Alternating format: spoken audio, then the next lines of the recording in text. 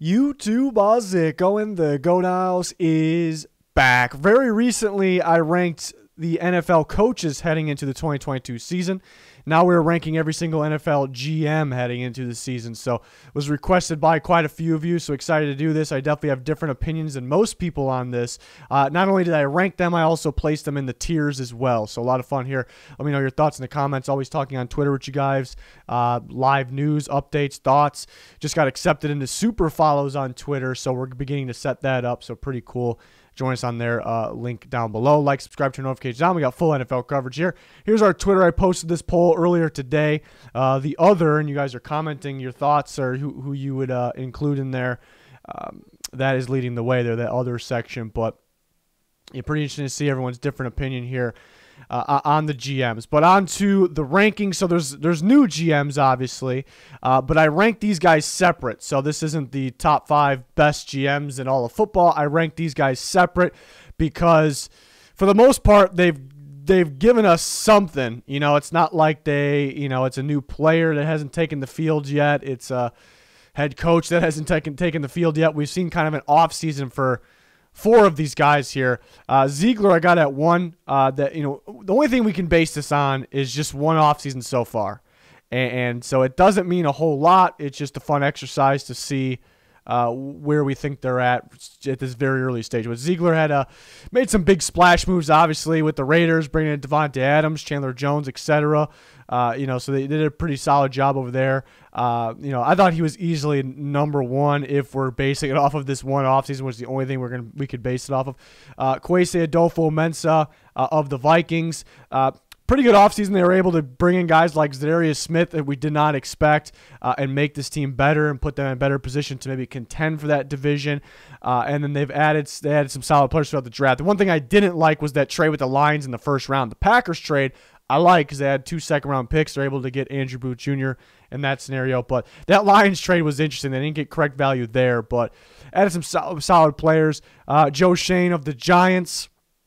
I like Shane. I think if we're going to rank these 5 guys down the line, I would predict him to be battling for that 1 spot, so better than 3. But for right now at 3, what I loved was the first round of the NFL draft. The Giants won the first round of the NFL draft. After that, maybe some questionable picks. Not that it was terrible or anything like that. And I didn't, and kind of playing it safe in the offseason, trying to dig themselves out of a hole. Understandable, not doing anything crazy. I didn't love how they handled the James Bradbury situation. Thought they could have traded him. They waited a little too long if we had the nitpick. And then Ryan Poles is kind of a to be determined along with Omar Khan, all of these guys really.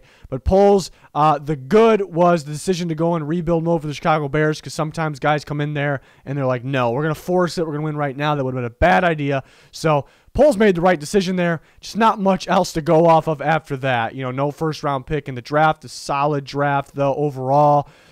Wish they would have built a little bit better around Fields. I think you could have went and rebuild and did that at the same time. If we're nitpicking here. And Omar Khan, who's taken over for Colbert, the only move that he's made is actually this morning was extend Minkah Fitzpatrick to a pretty pricey deal, but he's arguably one of the better safeties in football. So that's the only move he's made. So he kind of had to be at the bottom here because that's the only thing he's done. Other guys have had entire offseason. So far at the way too early stage, those rankings will definitely change. So I just wanted to throw that in there. So tier 6, I think they have work to do. Trent Baalke, who isn't everyone's favorite guy around the league. He's not the most liked guy, maybe, what it sounds like. I thought he had a pretty good draft this year. The offseason free agency, they got better. They added solid players. They did go a little crazy. It was kind of, I'm on thin ice. I don't really care about the money. Let me just go in there and get some good players. And there's positive and negatives to that. Positives are you did get some good players. Negatives are you spent a lot of money, and it's kind of like not a panic move, but a move that you do when you're kind of you feel like you're on thin ice there. But again, I thought he drafted pretty well. See how these players play. Fontenot of the Falcons, they've added some good players. They've added some good young players since he's come in, obviously. I guess how they handled the Matt Ryan situation, I guess you question. They were kind of like dipping their toe in the rebuild stage. last year they didn't really have a great plan. He didn't really have a great plan for the Falcons there. That's kind of my problem, maybe why he's in one of these bottom tiers, and he still has a lot to prove, so it's kind of tough to judge him. But yeah, they kind of didn't know last year. They were kind of trying to win still, but they didn't really know where they were at. And even going in this offseason, they were like, we'll restructure Matt Ryan. That basically means you're keeping him. But like, wait, hold on a second. Are we going to get Deshaun Watson? Like, wait, hold on a second. Let's trade Matt Ryan for not much. So they're kind of all over the place right now. The Nick Caserio of the Texans, I thought they had a pretty good draft as well. Just like the Falcons, they bring in some good young players. Caserio's bringing in some good young players. I don't know where really he's at either. It's they kind of stayed in that early stage of rebuild where it's like, we'll just get a bunch of 1-year contract guys that aren't part of our future. Let's kind of just go with the flow for now. I understood it last year, a little bit too much of it this year. I don't know if they really know where the angle's at. They kind of left open some holes on that team. So, out of these three, they're all in the same tier, obviously all in the same boat. I definitely put Bulky ahead of the other two, though. The other two are pretty comparable. But I think, with this Jags, Bulky can boost himself up the rankings, depending on what happens this year, because it was a good draft, like I said. Let's see if it kind of works out. And all these signings, if they end up being, hits in the first year, he could look like a genius. So he has potential to really boost up the rankings there. Tier 5, decent. Start at the bottom, 24, Scott Fitterer, a very tough one to rank. Ranking the GMs is very tough because you got to factor in how they spend money, the contracts they give out, the cap space situation, the team roster building through free agency, trades, the draft. So interesting to rank the GMs. But Scott Fitterer, I feel like he's built a pretty solid roster. He's found talent here and there throughout that roster. And that's kind of the good that would put him in a better tier than decent, maybe in that good tier or better.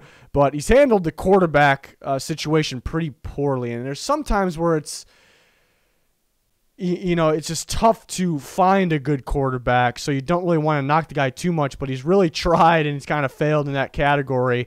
And that would make the team a lot better if they just kind of did a little bit better in that category. And they've traded away a lot of picks as well. I do think he's done a pretty good job trading within the draft, though. And I thought this past year, their draft class, just the draft that just passed now, that draft class was pretty good. Just a little bit all over the place with the quarterback situation, some misses there. And then some questionable trades. Obviously, that kind of goes into that. Martin Mayhew of the Commanders at 23. Another one that I feel like he's put together a pretty solid roster, and that kind of looks like he should be ranked higher, but then has handled the quarterback position interestingly, traded for Carson Wentz, questionable trade, what, they gave up. I really think, we expected that defense to be a lot better last year than it was because what Mayhew's put out there, and they just kind of didn't produce. So it's very interesting. Is that kind of a coaching thing? Because it looks like the talent on paper is there, but a little bit more work to do. He's fairly new there. Chris Greer at 22 of the Dolphins. And, yeah, he's kind of labeled based on that Herbert and Tua situation, taking 2 over Herbert. That's kind of how he's labeled by most of the fans and most, pretty much everybody where they'll rank him. But you can't base it all off that, obviously. Obviously, he kind of missed a little bit on that, but Tua was kind of known for most people as the better prospect. But it's a tricky one, too, because I think he took a little bit of time to kind of put things together. It didn't handle the coaching situation that great, but it looks pretty promising with Mike McDaniel, we think. But yeah, putting the offensive line, putting that together, maybe struggle a little bit with that. But he's put some pretty good players on the defensive side. They built a pretty good defense, one of the better cornerback duos in football. They got the right players that kind of fit what they're trying to do there. And then he had a pretty damn good offseason this offseason. So that kind of boosts him up a little bit. Let's kind of wait and see it in action on the field here. But he's heading in the right direction, we'll say that. Joe Douglas is the same situation. They had an excellent draft. The Jets had one of the better drafts this year. I thought they've been doing a good job recently. We just kind of haven't really seen it fully in action. I thought he did a really good job with the new coaching staff, adding him in there. But the Jets just really haven't been winning, and he hasn't. And he might be a guy that it's kind of tough to tell. Is he on thin ice? Maybe not, and they're kind of let this thing grow together. But so it feels like he's going to continue to climb here, maybe at a rapid rate. but I got to see it in action here. John Schneider's a tough one because, we could rank him way higher in this based off the past. He's kind of went downhill. But just like Douglas, very good draft this past year. The Seahawks had one of the better drafts, so that definitely helped his case. What I didn't like in the recent past was, kind of relying on what you had. They had opportunities to get better, but they had some star guys here and there, and then when they were in that kind of window of winning, and they kind of didn't go out and do that. But it looked like he made a decision this offseason, and a lot of people don't agree with it out there. I don't mind it.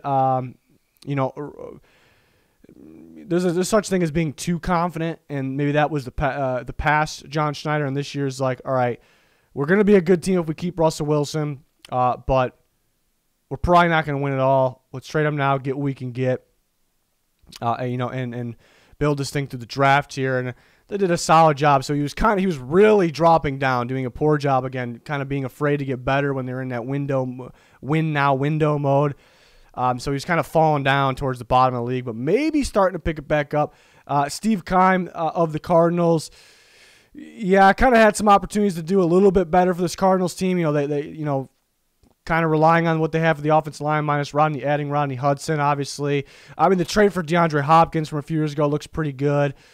Drafting's kind of been hit or miss. I don't know if Hollywood Brown's going to be productive for them this year. I don't really love giving. I know it was a swap deal, but I don't love giving up a first. I didn't love the Zaven Collins draft pick at the time. Still don't really love it, but he obviously has upside. I like the Isaiah Simmons pick, so we'll see where he can get to. But as another one, I thought for their defense, for an example, it was very talented, especially at times. The most part of last season, but it didn't look like it was supposed to be that good on paper, so I thought it was more coaching, developing, so I think he could do a better job of providing them with better players overall, but he's put a winning team out there. He's done a good job here and there. J.J. Watt, that signing with his injury concern going into it, and then he did get injured. That was a little bit of a question there. Not doing much this year, losing Chandler Jones, so some questions there. So he's got some big years ahead of him. Tier 4, the good. And this is probably the group right here that, maybe minus Jerry Jones, who's a very tough one to rank, but Belichick and Ballard, I feel like a lot other people would rank a lot higher than me. Starting with Ballard, I like the coaching staff better than Ballard. I think people are the opposite. People were kind of ripping Reich last year. I like Reich. I liked Eberflus. I know he's with Chicago now. Ballard, I haven't been as big of a Ballard. He's good. In the good tier. I haven't been as big of a Ballard guy as many other people there because he's unique. He's definitely weird. He's afraid to do anything in free agency. They always have a good amount of cap space. And it seems like every time you bring it up, it's like, well, we got our own guys to sign, but it's extensions. Those extensions don't cost money on that season. It's future money. But they always have the future money. So a little weird. And they are doing a good job keeping their own guys, but they don't really want to make signings. Splash signings. They view it as too risky, but they gamble big time with these trades. And some of these trades are pretty good. The Carson Wentz one was really, really bad. At least they got something for him sending away. But looking at it as a whole, but it's just, and he's hit on some draft picks as well, and he's got to be confident with his drafting. So you would think, let's keep the draft picks, not gamble on trading so much. Yes, I understand here and there. Let's sign some guys instead. I thought they had opportunities over the last couple of years to be better than what they were. Last year, actually making the playoffs. The year before, actually beating the Bills in that playoff game. They outplayed them, and I thought they were just kind of missing pieces here and there that if they would have made this extra signing or that one signing that they could have done it, and he's handled the quarterback position pretty poorly as well. Even though I don't mind the Rivers having, I wish they kind of had Rivers this past year as well. So that's where I'm at with Ballard. Obviously under good because I think he recognizes talent. He can evaluate talent, so that's why he's good. Other than that, and there's some good trades out there. Other than that, where his head's at, like what he's valuing, and it's a little interesting. Wish he would keep himself some more draft picks, sign some guys because they have the space to do that. And I always felt that the development was very good for the Colts. That's why I like their coaching. I like their coaching staff because I thought they ended up being better on the field than what they were on paper these last couple of years in certain spots. So I thought the developing was very good, more so. So that's why I was more of a fan of the staff on the field than the guys up in the office. Maybe an uncommon take there, but that's me, and I have my reasoning. 17, but I do think he's good under the good tier. Jerry Jones. Jerry Jones is so tough to rank too because I thought the Cowboys killed the draft, not this draft that just passed, but the 2 years before this, I thought they absolutely killed it. I was a huge Micah Parsons guy. They hit on a star player on Micah Parsons, Jerry Jones, the owner and GM, and he continues to do a very good job. Well, this year I thought they were a little. Didn't really feel like the last 2 years in the draft. They were a little on maybe the bottom part of the NFL in that draft, but it's to be determined. He's been a little inconsistent throughout his career. Jerry Jones, that is, on decisions, and mainly where he's inconsistent is what he's valuing. He kind of can't make up his mind on, we're going to value this, we're going to spend money on this, and then we're going to save money here. And this offseason, he probably took a step down because he didn't have that A-plus draft, in my opinion, and it was a confusing offseason, where they were evaluating things. You kind of just releasing guys, giving up Cooper for next to nothing, and then clearing money to do what? Like, they moved on from those guys not because they don't like them. They're good players. They did it to do other things, and they missed out on Randy Gregory when they thought they had him, and they didn't really do those other things yet. So he probably slipped a little bit in the rankings heading into 2022, which is this, because of this offseason was a weird one. But I did love the drafts the past 2 years, and he's hit on some big-time players. Bill Belichick at 16, another guy that people will probably rank a lot higher. I had him at number 1 coach. He's a coach and GM. I think he's more of the coach. I think he's more of the developer. There's been some questionable. I guess last year's draft, they got them to the playoffs, drafting Mac Jones. He fell right in his lap. I mean, there's some really good draft picks. They've been very good getting the running backs, obviously. So he can definitely draft. But there's been some questionable draft picks. But he kind of just goes and gets his kind of guy, and then he does a good job coaching him up, developing him. So I think it's more so the coaching. So for me, it's just not so much, I can't really rank him super high as a GM, even though in the past you probably would have. It would have made sense there. Tier 3, I kind of have a borderline great. I have a great tier, and I kind of have borderline. These guys maybe have a little bit more of a slight flaw compared to the great guys. Not much splitting them up. Brad Holmes, maybe a little bold of me to kind of put him in that great category because he's so new and the Lions haven't really done anything yet. But this is just me being very confident. I've absolutely loved what Brad Holmes has done so far. And yes, we have to wait and kind of see it in action. But this is kind of me being bold and extremely confident that this will work out, what Brad Holmes has done there. And if it doesn't, I'm kind of going to blame the coaching, the development there, because I thought they've done a very good job these last 2 off seasons. I just really like Brad Holmes. So I think this is a guy that is going to continue to climb. I expect that as well. So I'm at 15. George Payton's the same thing. He's done a pretty good job, makes some impact moves. He had a great draft last year. We think this past draft was good. Not much action there because they traded away picks for Russell Wilson. So that was a big splash move. Let's see how that works out. You'd like to think it would be good.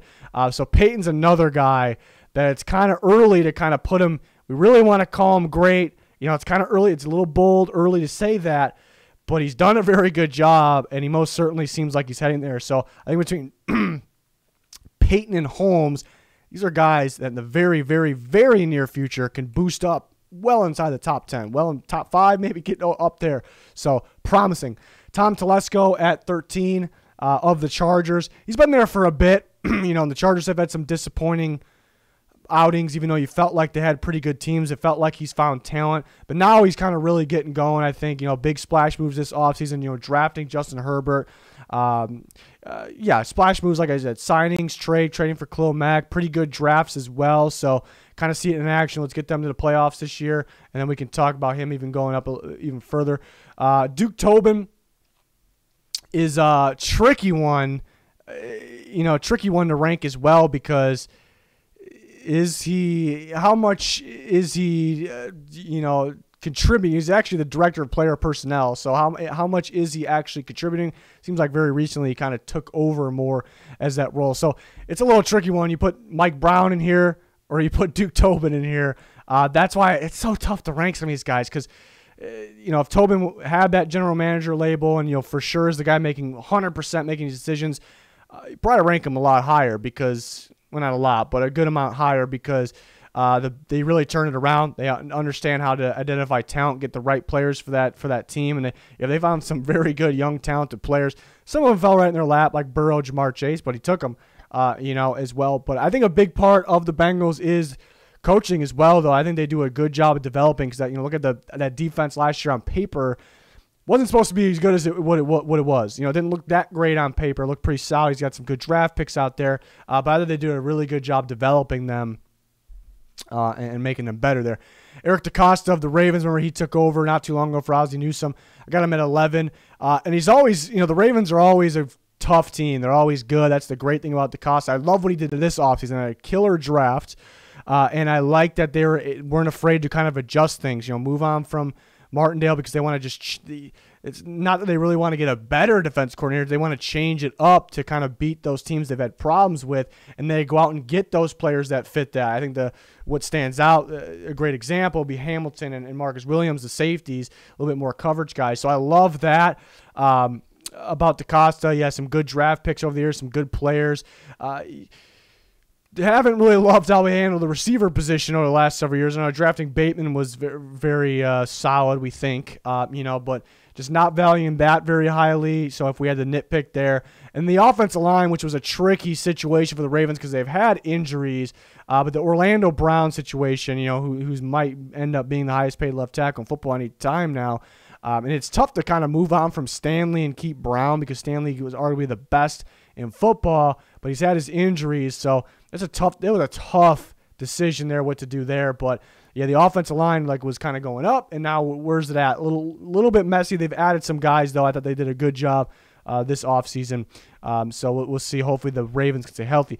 And Mickey Loomis is number 10, and this is an interesting guy as well because I think mostly everybody will rank him in the top 10, kind of call him great, borderline great, good, whatever it may be. But when you say, why is Mickey Loomis very good? Why is he great? And they'll say it's because how he handles the gap space, how he digs himself out of the hole. And I think that's just so wrong. I know it's wrong. It's because, well, I'll tell you why. I mean, he does get them out of hole. I mean, he put them in the hole in the first place, which at times is okay. But basically, any GM could do that. I can do that. I can teach you guys simple math, and then you guys can figure out how to restructure contracts, dig cap space situation out of a hole. It's very easy to do. Anybody can do it. Any GM could do it. It's the matter of if you need to or if you even want to, because when you do it, you borrow future money there. Loomis it's intriguing. It's kind of a flashy GM because he's always doing that, but that's not what makes him great or borderline great. It's that he knows talent and he builds talented teams, and the Saints are consistently good because he understands talent. He can evaluate that, has good drafts, has good signings, doesn't really overpay. I know they're always kind of in the hole with money, but I don't really think he really gives out any terrible contracts. I guess the kicking the can down the road, borrowing future money, reasons why you're kind of in the hole. And that kind of backs up to that year, Drew Brees last year, where they lost to the Bucs in the playoffs. That year it was kind of all in. You kind of risked your future big time that year, borrowing money and kind of putting yourself in that cap space situation. And you do that to win the Super Bowl, and they kind of missed out that year, and their rival wins it. So that, if you had the nitpick on the negatives there, I'm not a huge fan of putting yourself in the hole. And, of course, Loomis and other GMs know how to get themselves out of that hole. But would you rather start at negative 70 and get to 10, 15, 20, or would you? And they made some splash signings this offseason. They also lost some guys because of that, missed out on Deshaun Watson because of it. But or would you rather just start at 20, 40 million and make some big-time signings and finish that Super Bowl contention team? So that would be my knock on Loomis. I'm not a huge. If they won a Super Bowl, then it worked out, But and it not recently. But I put him up here. It has nothing to do with the cap, this situation at all, because that maybe takes him outside the top 9. It's more of he knows talent, he evaluates talent, he builds a pretty damn good team. So that's my take on Loomis. I think people that say he's great because what he does with the cap, I think they're just dead wrong. They don't understand it. So, but he knows his numbers, that's for sure. Tier 2 is the great guys. I got Andrew Berry at number 9, and then that might be controversial because of the Deshaun Watson situation, which is a lot of money, and that's not looking good right now, and it is guaranteed. But if a player has off-the-field issues, you kind of can resolve it with the league, and they potentially could. They wouldn't be able to get the money they paid him already back, but they would be able to get out of that contract. So that's a different story, though. But I like what Andrew Berry's done. I think he's built a very good team. The second he came in there, he's done a very good job drafting, pretty good job with the contracts. And Joker got a little bit more money than I thought. He held off on the Baker Mayfield contract. That was obviously ended up great. And Deshaun Watson, everyone would have a different opinion on this. I don't like what's going on off the field. It doesn't look great right now, but that's a Super Bowl move, and you got to have the balls to do it, and you got to do it if you want to go win a Super Bowl. And a lot of teams don't have the balls to do it. There's teams, Saints and the Falcons, try to do it. Browns beat them out. Take away what's going on with Watson off the field. I don't really know what's going on with that for 100%. We hear the news. I'm just not the off the field guy, but I like the risk. I like the gamble. Again, the last few free agents, I thought they built a really good defense. I think it's about to show big time now going forward. That offensive line went from worst to first, what they built there. This built a really talented team. They had a really good offseason this offseason, I thought. They still got some cap space, some wiggle room. They can get something out of trading Baker Mayfield. So I thought Barry's built a really good team there. He's done a good job, made some smart moves in my opinion. People will disagree with Deshaun Watson. We'll wait and see. The Deshaun Watson thing will either be an A+ move for the Browns or an F. There's nothing in between there. John Robinson at 8 of the Titans. What I like about John Robinson, he's built a very, very good roster, and he's kind of kept it that way. The Titans. Ryan Tannehill has been a solid quarterback, but they've kind of been that elite team, mainly of the regular season. They can't get over the hump of the playoffs, but they're a very, very good, dominant regular season team these last several years without having that elite quarterback play, even though Tannehill's been solid. Because he's built such a talented roster, and that defense kind of went from not exactly, but worst to first last year based on what they did, adding Bud Dupree, and then the Harold Landry draft pick, Jeffrey Simmons draft pick, those were showing up last year, so Kevin Byard draft pick. So don't love the A.J. Brown trade. Maybe that bumped him down a little bit. Didn't love that one, but I thought he did a really good job building just look at the roster. You don't value quarterback more than the rest of the roster. Just look at the roster evenly. Done an excellent job. Brian Gutekunst there from the Packers. Kind of a similar situation. He's built, he has that elite quarterback in Aaron Rodgers, but has built a really good team. They consistently win. Obviously, I really like what he did with that defense, what he's done with that defense. They continue to have the kind of that next man up on the offensive line. They know how to evaluate that talent, get that guy in there. Haven't loved how they handled the receiver position. Maybe things changing a little bit this year. Yeah, that's kind of the knock too, though. They were kind of this offseason. It's like, all right, we're going to clear space because we have to move on from Zadarius Smith. But then all of a sudden we have to trade Devontae Adams, and turns out we didn't really need to clear as much space as we did. Maybe that's a knock there, but they consistently win. He definitely can evaluate talent, understands the talent. He built a really good defense. I think his defense is about to be really good. Again, the offensive line consistently very solid. It's consistently a very solid team, dominant team throughout the regular season. John Lynch is 6, similar situation. Consistently a very good team, a problem of a team, and they just know how to find the right guys. They know how to find the right guys that are built to play in the playoffs, that are built to win those big, massive impact games. I guess to a certain extent there, because they can't kind of get over that hump. They've been to the Super Bowl, been to the NFC Championship, but yeah. So I just like the talent he's bringing in. He's had some very good drafts. Hit on players. Last year Elijah Mitchell, Ambry Thomas, guys like that. I guess to be determined on the Trey Lance, the quarterback situation, but kind of like the Titans. He's kind of built this dominant roster. At times it feels like the 49ers might have the best roster in football, if we're not valuing quarterback more, without that elite quarterback, and they continue to win because of that. So that's impressive, respectable there. And Howie Roseman's going to be at 5.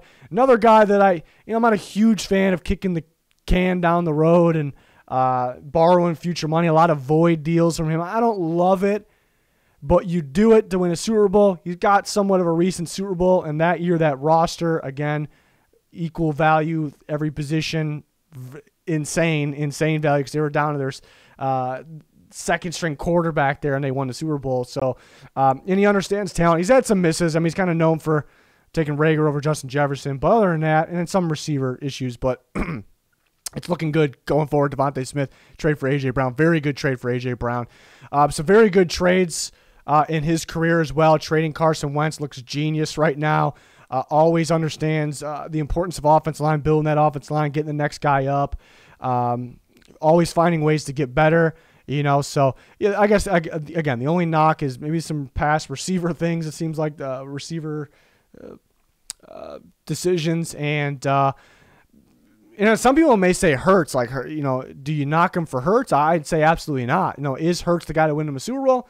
I'd say probably not, but where they drafted him, not extreme value, not like a big risk. And it's, they're waiting for their time to strike, and they're kind of trading for those future picks, maybe for that time to strike as well. So I think this past, since trading Carson Wentz, I think he's kind of, because winning the Super Bowl, he's probably at the top. And I think he went down a little bit. I think he got knocked down pretty good amount. And I think since trading Carson Wentz, he's kind of really getting back up there. And now he's in the top 5. So he's kind of climbing his way back up there. So now we're on to the elite, the tier 1. I got Les Snead at 4. There's not much splitting up these guys, but Les Snead just winning that Super Bowl, making that big-time trade, trading away Jared Goff. They did have to give away first-round picks. But getting Matthew Stafford, it's a kind of a gamble, obviously, and it worked out. They win the Super Bowl year 1, just a way he evaluates talent, bringing in talent, understanding talent, building that right team, making some big-time trades to make this team help this team win a Super Bowl is just huge. I'm more of a build through the draft guy, so maybe that would be the slight thing, splitting all these up, but it worked out, and he won the Super Bowl, even though he traded a lot of picks. But definitely elite, for the gambles that paid off, looking like a genius. Brandon Beane's going to be number 3. Maybe the most talented roster in football right now. Did an incredible job building that, whether it's trade, signings, through free agency, the draft as well. Hitting on, getting Josh Allen, big time, and all these players that really kind of came together and just kind of helped them become, I think, most people's maybe number 1 team kind of going in this year. If you want to have the Rams defending Super Bowl champs, that makes sense as well. You can have any of these teams up here. So, yeah, I like this year that because if there was one somewhat flaw, not really a major flaw, in the past, was kind of relying on what they had. I kind of noticed it specifically for the edge rush position, kind of relying on what you had. And that was kind of one thing that, they couldn't get to the quarterback in the big games. And now this year kind of going out, last year drafting Russo in the first and then signing Von Miller to a big contract, the value went up on that position for them. So I'm really glad to where they're heading there. Trading for Diggs is another good example, a great move there. Jason Light I got at 2, which I think most people, they probably would rank him at the top, but they probably wouldn't rank him at 2. And I think most people are like, well, they got Tom Brady and they won a Super Bowl because Tom Brady. Well, Tom Brady's a big piece, but no one would ever thought that somebody was going to be able to pull Tom Brady from the Patriots to their team, and Jason Light pulled it off. He did a great job building around Tom Brady as well, making sure that offensive line was intact. So many hits on draft picks, so many hits with Wirfs. I mean, recently we'll just talk about Wirfs, Devin White, obviously. Winfield was a great pick. All these corners they drafted as well. I mean, you keep kind of going on with this. Godwin, what he's become there. Mike Evans I believe, was his first draft pick when he was came into Tampa Bay. So I think he's done an incredible. Shaq Barrett signing was just absolutely huge originally, and then they signed him again to a bigger deal. And they've started kind of jumping on that train of restructuring deals, borrowing some money. It worked out. They won a Super Bowl very recently. That's the only time it looks great. And they're kind of continuing to keep that. And the year they won a Super Bowl, they just had the best roster. I know they had Tom Brady. Tom Brady came in there. Again, he was able to pull Tom Brady for that, so he gets some credit there. But they actually had the best roster. They actually had the best built roster. A lot of those guys were kind of homegrown there. So that's why I like Light there at number 2. I got Brett Veach at number 1 of the Chiefs. It starts with Patrick Mahomes. You win a Super Bowl as well. And people were always talking about, like, how are the Chiefs, because Mahomes got that mega contract, that crazy contract, and all the comments then were like, yeah, you had to do it because it's Patrick Mahomes, arguably the best player in football, but this is going to hurt their future. It's going to hurt, and now here we are in part of the future, and they have cap space. They were a lot of these teams are kind of in the negative, or they're around negative because they got a very talented roster. But the Chiefs always seem to be okay, and people kind of wonder, like, how do they do it? It's because they have very smart, very, very smart contracts. But the big thing is they draft extremely well, especially when looking at day 2 and 3, the cheaper contracts. They hit on so many players throughout there that end up being key impacts, and they're paying them next to nothing, so they're able to afford all these guys, big-time players, including that Mahomes contract. But the Chris Jones, Travis Kelce, they moved on from Tyreek Hill now. But these players, they moved on from Matthew as well, but they were paying him, and they're like, how did they do this? Because they had so many cheap contracts. That's the dream for every GM too. And I thought they won the draft this last year. I ranked them first. We'll see it in action on the field. The Tyreek trade's kind of looking better and better to me. They're gonna miss him, but I like that Veach realizes what's happening. Like, we don't want to spend too much because then it's getting a little out of control with the spending. We want to be able to do what we do. But mainly, I like that he realizes that, all right, we got stopped short because teams are able to game plan. They're able to drop more guys in coverage and just focus on Tyreek Hill and Travis Kelce, basically a bracket on both of them, mainly on Hill. So if we save that money, move on from him, get more draft picks because we love draft and we know how to do it, we can get a variety of receivers where they can't really double guys. I got to worry about this guy, that guy, that guy. There's no Tyreek Hill, but there's more guys to worry about along with Travis Kelce still in there. That might be our best bet, is what he's probably saying going forward, just based on how a team like the Bengals game plan for them in the second half. So I like the adjustments. They're not, we'll just see if we can kind of figure it out. Maybe, maybe not. I'm like, no, let's go do it. Let's go do it. Let's go be that Super Bowl. We already won a Super Bowl. We're going to have to do it a little bit different way. It still starts with Patrick Mahomes. Let's go do it. So I love that as well. So across the board, I've really loved what Brett Veach and that Chiefs staff has done there. So I got him at number 1. And that is that's my general manager rankings. And these can change, guys, again, the younger guys, the guys that just came in, we'll see how their draft classes, their off seasons work out, and they really can boost themselves up there. So we'll see what happens this season. So let me know your guys' thoughts in the comments. I'm sure we'll have some problems down there because I got rankings that are probably different than most people's. But, let me know your thoughts. We're always talking on Twitter with you guys. Check it out. Link down below. Like, subscribe, turn notifications on. That's going to do it for this one. Thanks for watching. Goodbye.